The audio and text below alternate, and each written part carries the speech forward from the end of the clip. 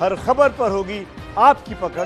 Download कीजिए ABP live app. सरकार के 3 बड़े मंत्रियों और किसान संगठनों के 35 नेताओं ने आज लगभग 3 घंटे तक साथ बैठकर आपस में बात की, लेकिन इस बात को आप बेनतीजा कहिए।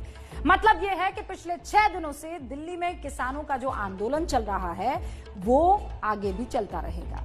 सरकार से बातचीत करने वाले किसान नेताओं का कहना है कि सरकार की तरफ से उन्हें कृषि कानून पर चर्चा के लिए कमेटी बनाने का प्रस्ताव दिया गया, जिसे उन्होंने फिलहाल खारिज कर दिया है। किसानों का कहना है कि उनका आंदोलन तब तक जारी रहेगा जब तक सरकार तीनों नए कानूनों को वापस नहीं ले लेती है। लेकिन आज की बैठक सरकार किसान के बीच में ये आपको समझना चाहिए कि एक लिहाज से कामयाब रही। पहला तो कानून की कमियों पर बात की जाए, और इसीलिए सरकार ने 3 दिसंबर को किसान नेताओं को दोबारा बातचीत के लिए बुलाया है।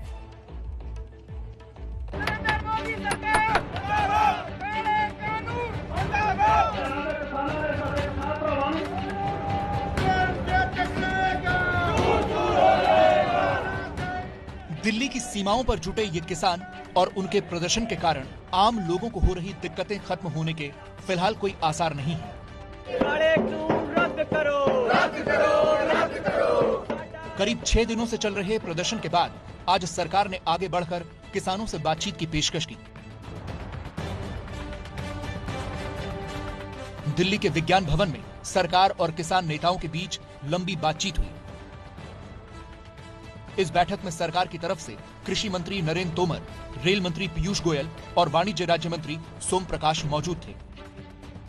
वहीं किसानों की तरफ से 35 संगठनों के नेता इस बैठक में शामिल हुए। बैठक दोपहर 3:30 बजे शुरू हुई। नए कृषि कानूनों को लेकर किसानों की शिकायतें दूर करने के लिए सरकार ने एपीएमसी कानून और एमएसपी को लेकर प्रेजेंटेशन दिया। सरकार की तरफ से किसान नेताओं को यह समझाने की कोशिश की गई कि नए कानून का कोई प्रावधान एमएसपी को खत्म नहीं करता। करीब 2 घंटे तक चले इस प्रेजेंटेशन के बाद सरकार ने किसानों की मांगों को लेकर कमेटी बनाने की बात कही। कमेटी में सरकार के प्रतिनिधियों के साथ किसान संगठनों के 4 से 5 नेताओं और कृषि एक्सपर्ट्स को शामिल करने का प्रस्ताव दिया गया। सरकार ने कहा कि कमेटी नए कृषि कानूनों पर चर्चा करेगी और अगर कानून में कोई कमी होगी तो उस पर विचार किया जाएगा। सरकार ने यह भी कहा कि कमेटी रोजाना चर्चा करने को तैयार है, जिससे जल्द नतीजा निकल सके। सरकार के इस प्रस्ताव पर किसान नेताओं ने कहा कि आप कमेटी बना लीजिए, एक्सपर्ट भी बुला लीजिए, लेकिन जब तक कमेटी किसी निष्कर्ष पर नहीं पहुंचती और कोई ठोस बात नहीं निकलती, तब तक यह आंदोलन जारी रहेगा।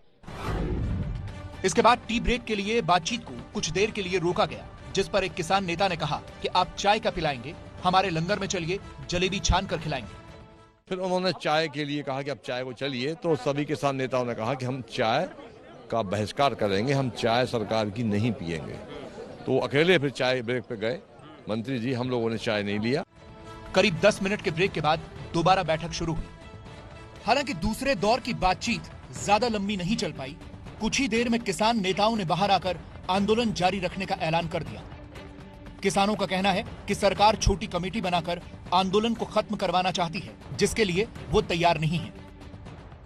ज्यादा सरकार का जोर था भी हम कमेटी बनाओ, आप लोग छोटी कमेटी शॉर्ट कर लो जिसमें बातचीत अच्छी हो जाए, लेकिन उस पर हम सहमत नहीं हुए और थोड़ी अमेंडमेंट की बात करते थे भी जो आपको इसमें कानूनों में खराबी लगती है वो हम ठीक कर देते हैं। अमेंडमेंट जहां आपका नुकसान होता है उस पर हम सहमत नहीं हुए। हमने तो बोला भी ये कानून रद्द करो। सरकार बदनीयत, सरकार की बदनीति है, वो एजुकेशन को फेल करना चाहती है।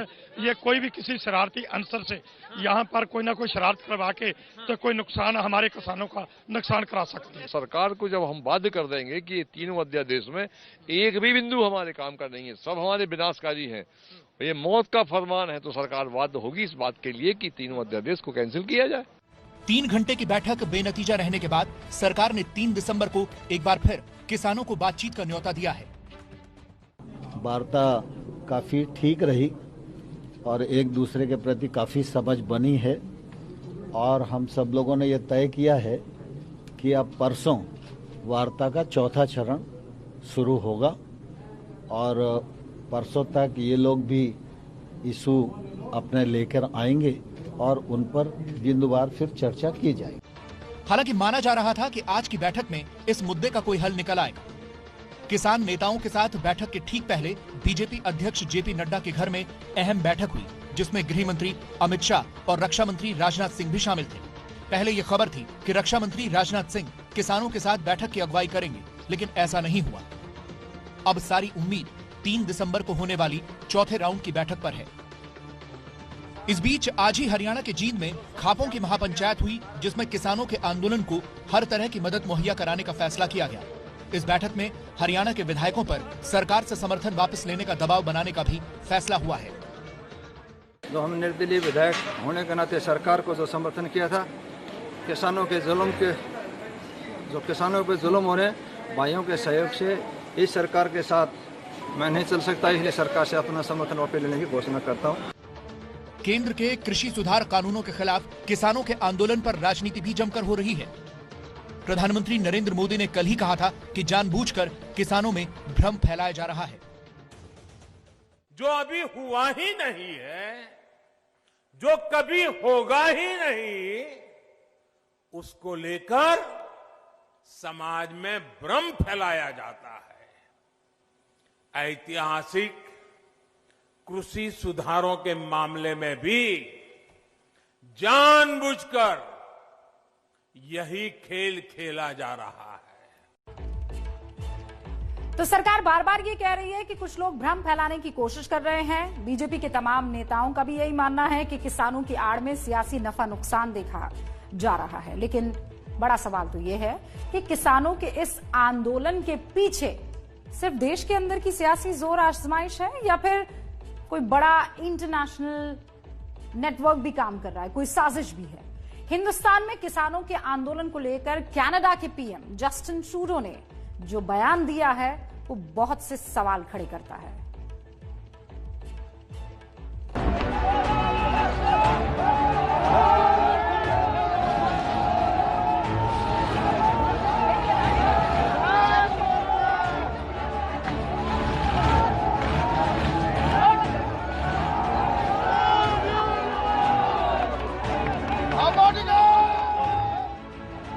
देश के अन्नदाताओं के इस आक्रोश की तस्वीरें तो आज पूरे देश ने देखी और कुछ ऐसी ही तस्वीरें पिछले 5-6 दिनों से सामने आ रही हैं।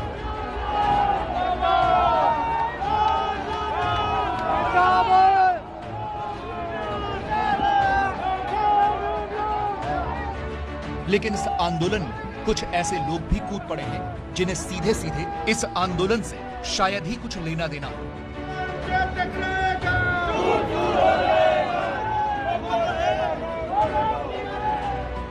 सबसे पहले हम आपके सामने 2 चेहरे रखने जा रहे हैं। इन दोनों चेहरों का परिचय जान लीजिए।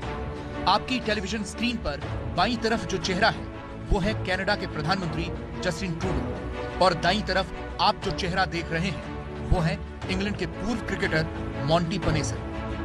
पहले जरा कनाडा के प्रधानमंत्री जस्टिन ट्रूडो को सुन लीजिए। The news coming out of India about the protests by farmers. The situation is concerning. Canada will always be there to defend the right of peaceful protest. We believe in the importance of dialogue, and that's why we've reached out through multiple means directly to the Indian authorities to highlight our concerns. Justin Trudeau को हिंदुस्तान के किसानों की चिंता क्यों सता रही है, पहले वो समझिए। कनाडा में हिंदुस्तान से गए सिखों की आबादी अच्छी खासी है।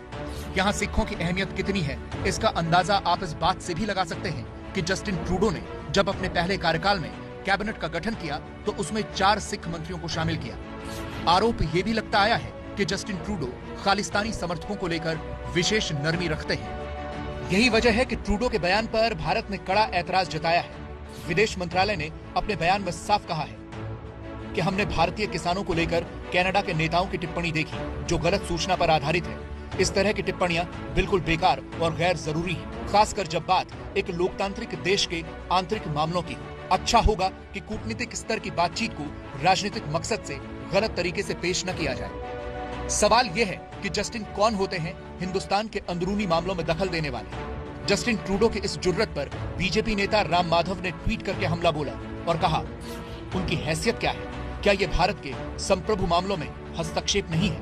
नाराजगी बीजेपी ने ही नहीं दिखाई, शिवसेना को भी कनाडा के प्रधानमंत्री की इस हरकत पर गुस्सा आया। Let's not give any other country a chance to interfere in our domestic affairs, and the Prime Minister himself should be able to address this issue, and I'm hoping that they would do that. सवाल Justin Trudeau का नहीं है, सवाल ये है कि क्या किसानों के आंदोलन के पीछे इंटरनेशनल साजिश हो रही है? ये सवाल इसलिए भी उठ रहे हैं क्योंकि इससे पहले इंग्लैंड के पूर्व क्रिकेटर मॉन्टी पनेसर ने भी किसान आंदोलन के समर्थन में ट्वीट किया था। पनेसर का कहना है कि ये बिल न्यूनतम समर्थन मूल्य यानी एमएसपी को खत्म करता है और उन्हें बड़े कॉर्पोरेट के रहमो करम पर छोड़ देता है। इस बिल से बिचौलियों को फायदा होगा, जबकि प्रधानमंत्री नरेंद्र मोदी खुद कह चुके हैं कि ऐसा बिल्कुल भी नहीं होगा।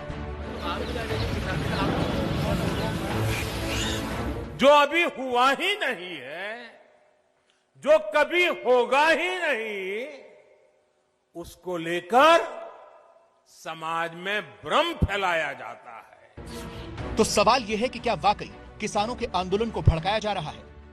अब जरा इनसे मिलिए। इससे पहले आपने इन्हें शाहीन बाग वाले प्रदर्शन में देखा होगा। नाम है बिल्किस बानो। बिल्किस दादी भी सिंघू बॉर्डर पर किसानों के बीच पहुंच गई। रिपोर्टर ने पूछा, आप खुद आई हैं या किसी ने बुलाया है? इस सवाल पर वहां तो बिल्किस दादी ने कुछ नहीं कहा, लेकिन कैमरे के सामने खुलकर बोली, हम किसानों के साथ हैं। हमारी सरकार सुने और हमारी जो मांग है उसे पूरी करें। हम उठ जाएंगे, हमें कोई खुशी थोड़ी लगा बैठने में। 101 दिन बैठे, हम काय कहीं बैठे नहीं तो बैठे हैं, और अब किसान बैठे तो उनके हम साथ हैं। इस बीच केंद्रीय मंत्री जनरल वीके सिंह ने तो ये भी कह दिया कि मुझे आंदोलन की भीड़ में कई ऐसे लोग नजर आते हैं जो किसान हैं ही नहीं। बहुत से लोग जब मैं फोटो देखता हूँ तो उसमें किसान दिखाई देते नहीं है, बहुत कम किसान दिखाई देते हैं। अब उससे लोगों को तकलीफ हो रही है, किसान को नहीं होती, बाकी लोगों को तकलीफ। किसानों के नाम पर पिछले कुछ दिनों से जो सियासत देखने को मिल रही है, उसमें आज भीम आर्मी वाले चंद्रशेखर भी संभावनाएं तलाशने पहुंच गए। सवाल पूछने पर बोले, मैं तो हमेशा से किसानों के साथ रहा हूं। मैं सारे आंदोलन में जाता हूं क्योंकि मैं आंदोलनकारी हूं और मैं अन्याय होता नहीं देख सकता हूं। सरकार अन्याय कर रही है और ये अन्याय किस कीमत पर बर्दाश्त नहीं होगा। सरकार को चाहिए कि बिना किसी स्वार्थ के और बिना किसी शर्त के किसानों की मांगों को माने और किसानों को जो है वापस घर जाने दे। जिस तरह किसान यहाँ परेशान हो रहे हैं, कई लोगों की जान चली गई है। बिहार वाले पप्पू यादव भी आज गाजीपुर बॉर्डर पर नजर आए। मोदी सरकार को घेरने के लिए पप्पू यादव ने भी अपने तरकश के सारे तीर चलाए। अब कानून ला करके जमाखोरों को राइट दे दिए जो भारत में नहीं था। तीसरी तरफ पूंजीपतियों को हर स्टेट में जाने का आपने आजादी दे दी, रास्ता खोल दिया। तो जो कानून आपने बनाया है वो किसान के अधिकार को छीनता है, उसकी आजादी छीनता है और पूंजीपतियों को के राज को खोलता है, उसको एक आजादी दी है। सवाल ये उठता है कि क्या ये सारी कवायद, ये सारी कोशिश सिर्फ इसलिए हो रही है क्योंकि किसानों के बहाने मोदी सरकार को घेरा जा सके?